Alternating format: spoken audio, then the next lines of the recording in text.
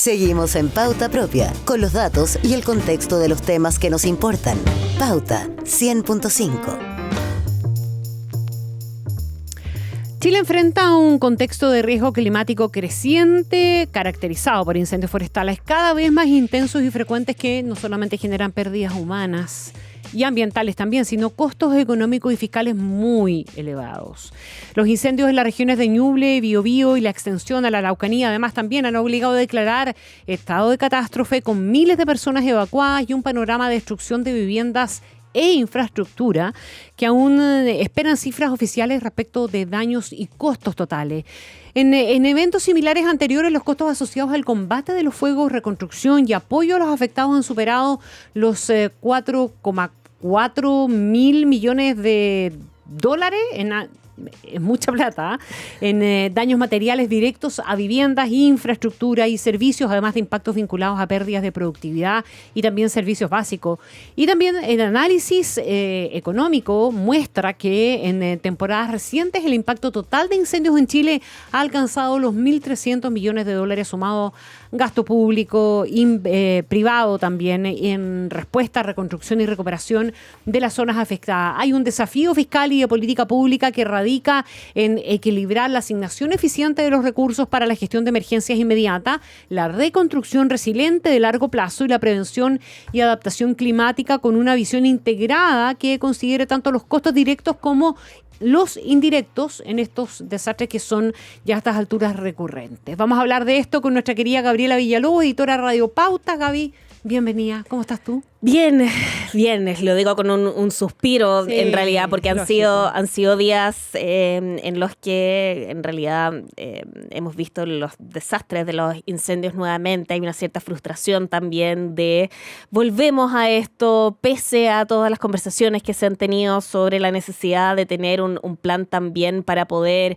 evitar que ocurran, pero efectivamente tanto por la acción de las personas, por el cambio climático, lamentablemente ya van a seguir sucediendo. Y tú lo decías, tenemos ciertos antecedentes del costo económico.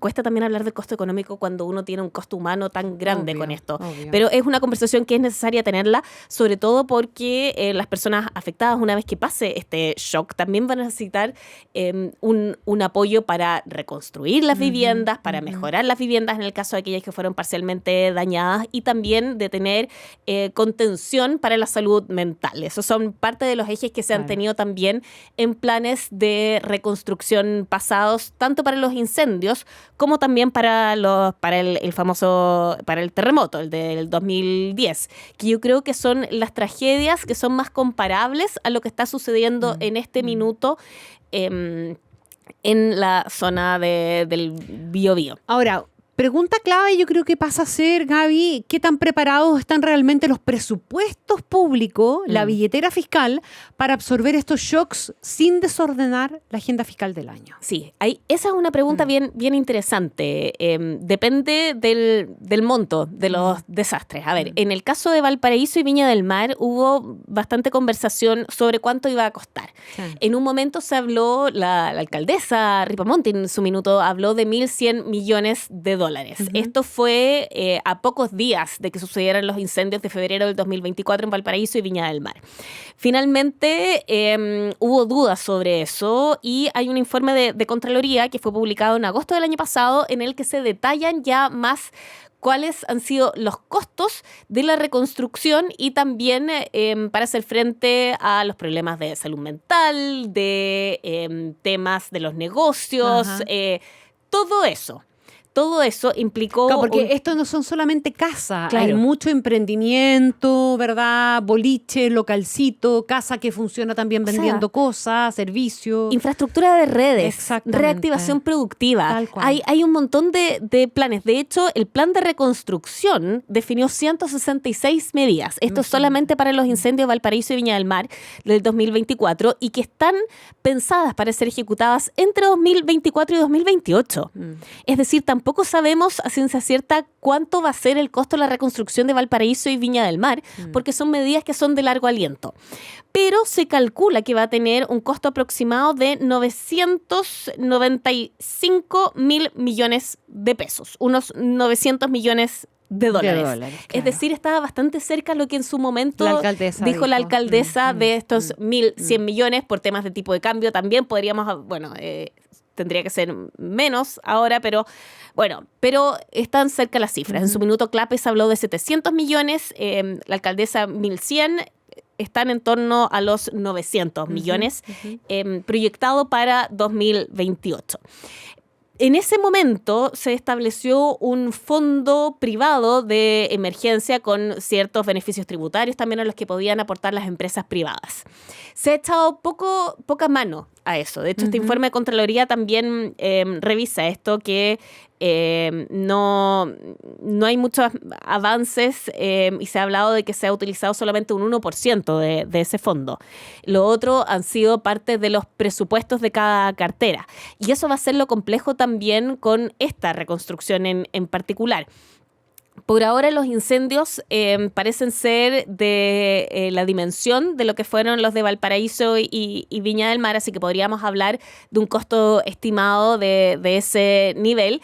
Y ahí vuelve a surgir el debate también que se generó con las declaraciones de Javier Macaya. ¿Te acuerdas tú de esta semana en la que él hablaba que en realidad se comprometía el reajuste del sector público porque ahora se van a necesitar recursos para esta reconstrucción? Ahora, ahí también se están mezclando cosas, porque para el reajuste ya habían comprometido otros 800, habían otros 700 millones de dólares que quedaban de reasignaciones.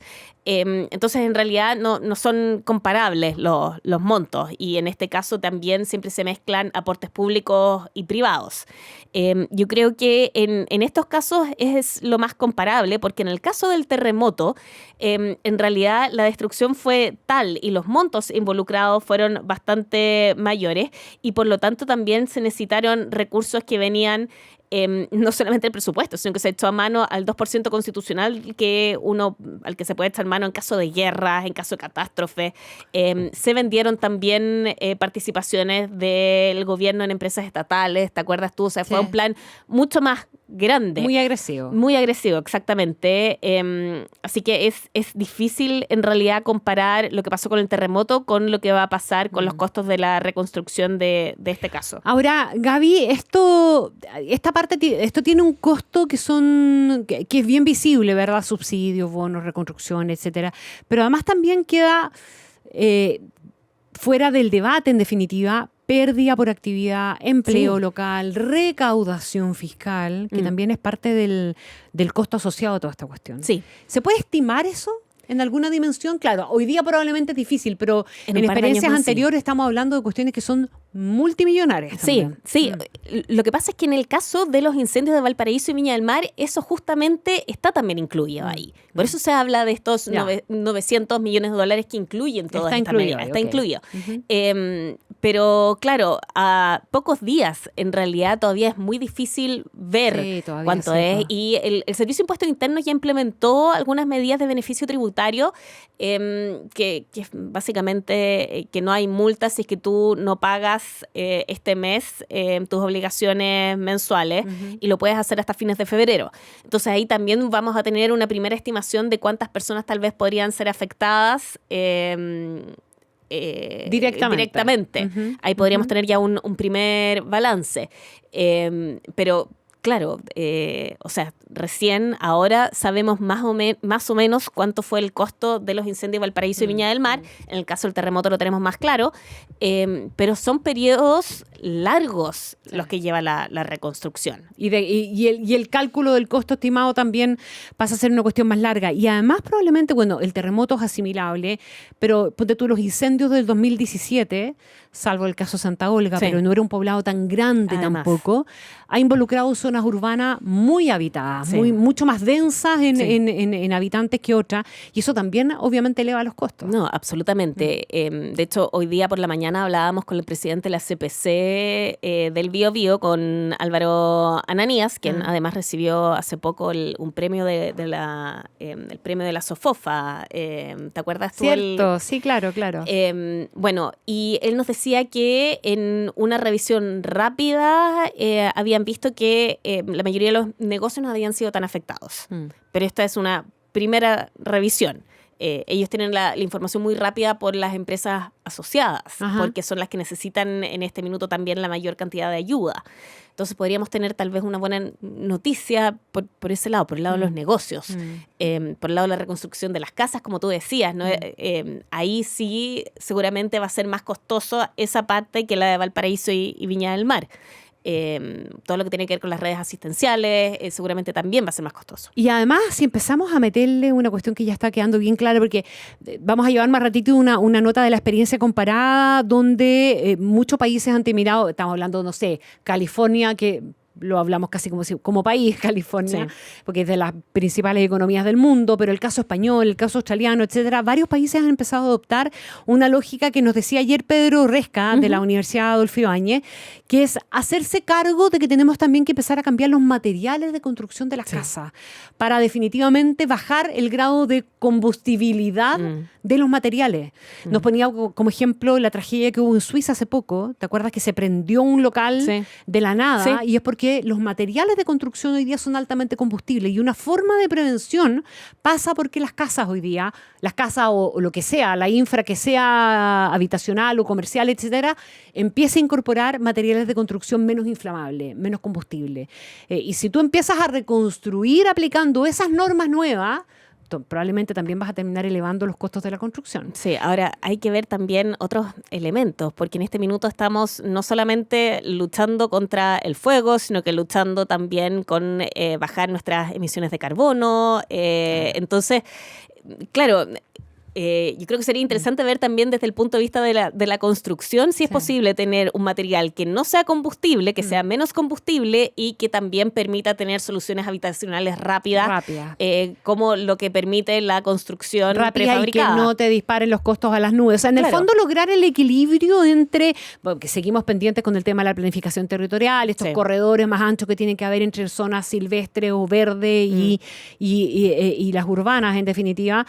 Pero claro, seguimos financiando solamente la emergencia de manera reactiva, o empezamos también a invertir mucho más en esa parte preventiva, que es una pregunta que todavía yo creo que no está bien resuelta a pesar de la serie de catástrofes que hemos vivido. Sí, exactamente. Así que también va a ser interesante esa discusión. Oye, una canción para que nos vayamos a la pausa con un poquitito más de wishlist. Pongamos ahí de Pearl Jam. Pongamos ahí todos estos deseos.